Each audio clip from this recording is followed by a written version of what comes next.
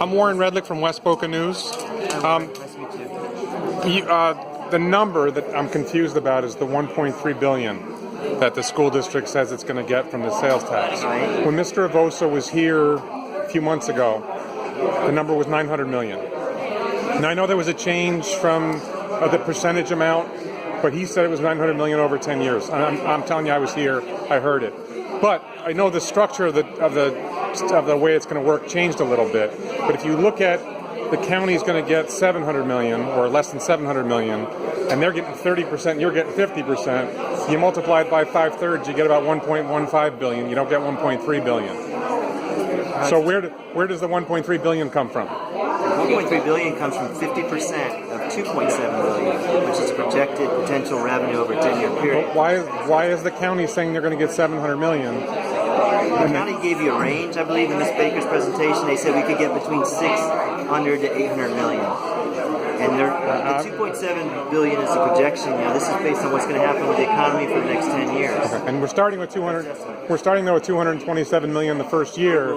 So it's a projection that the economy is going to grow. The collections would grow about 3% per year. If the economy grows. The collection only grows if the economy grows. Right, and the economy is subject to change. Oh, no problem. And I believe the $900 million you mentioned, that refers to what the superintendent was brought up to speed on our backlog of deferred maintenance, which is approximately $600 or $900 million. Okay, so the other question I had was, and this is a question I have for the county as well, you got a list of projects, I saw them. A good example is Olympic Heights, was like $22 million. And it's well known in West Boca that Olympic Heights High School has serious air conditioning problems, HVAC problems.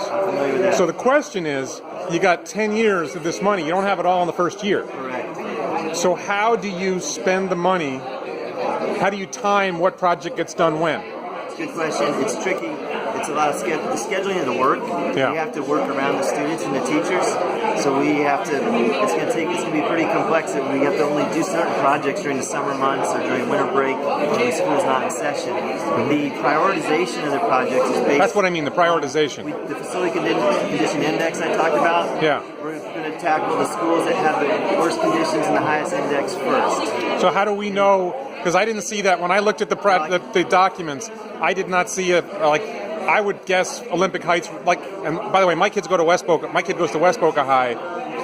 They're not looking at a whole lot of money because West Boca High is a fairly new school. Right. But with Olympic Heights, I think it's an older school. But how do we know which schools are ranked where, which projects are ranked where? Oh, that's out there on our website too. We have a facility condition index report. The facility condition index report. Yeah, our facility condition assessment, I think, is the title you'll see on facility condition assessment. So, do you know off the top of your head where the West Boca schools, the various schools, rank? No, not off the top of my head. Okay. I'm a little familiar with the Olympic Heights AC issue because I know the issues we had there. Yeah. Part of that was we did some work over spring break with FP&L. Yeah. It's improved conditions greatly. Okay. We were having trouble with fluctuations in voltage that was tripping, because some of the AC equipment at Olympic Heights is not all that old. Right. But it was sensitive to voltage fluctuations, and it was shutting the system down to protect itself. Yeah. So we worked with FP&L. How long you been with the school district? 18 years. Because hasn't that problem been going on for a decade or longer? We did about $1 million worth of work in Olympic Heights and put new controls in. But with this referendum, we want to replace the entire system. How old is that system? There's a lot of components and they're of various age. Yeah. So I can't give you the exact answer here tonight. Okay. I mean, I realize you're covering the whole county. You can't know the finer points of Olympic Heights, every school's details. I do have a little history because when the AC goes out, I hear about it. Okay. And the other question I have is, I almost felt like when a Mr. Avosa spoke, a while back, I asked him the question, which somebody else asked, and you kind of answered it here today. What if it fails? Because I've heard, this one guy said that he talked to people that don't even know what's on the ballot. I've asked informally, like family members who tend to be very liberal Democrats about this idea, and you would think they would be the ones who are most supportive, and almost everyone I ask says no.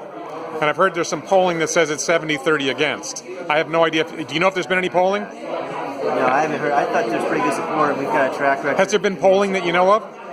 I believe the Economic Council may have done some polling on the behalf of this issue, but we have, as a school district, we have not done any polling. Okay, but if it doesn't go through, it was almost like Superintendent Vosa almost was like apocalyptic, like we can't run the schools if this doesn't pass.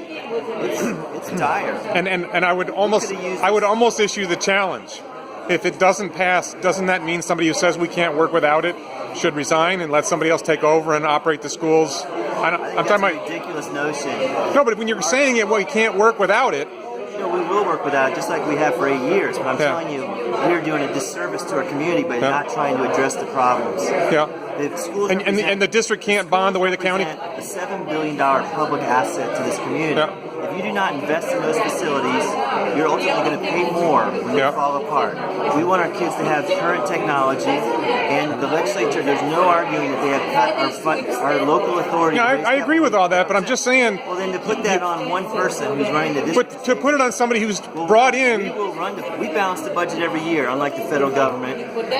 You're not going to get an argument from me about that. We'll prioritize, we'll do the best we can. No, but here's what I'm saying, okay? You've got somebody coming in with apocalyptic visions of what happens if this doesn't pass. He's giving you an accurate assessment of our situation. But then if you're saying, this guy's brought in as a savior, he's the highest paid superintendent in the county, right? The sharpest superintendent I've ever worked for. But he's the highest paid superintendent in the state, right? We will make the best of any situation. No, but I'm going to call this off. I didn't really want to be filmed here tonight.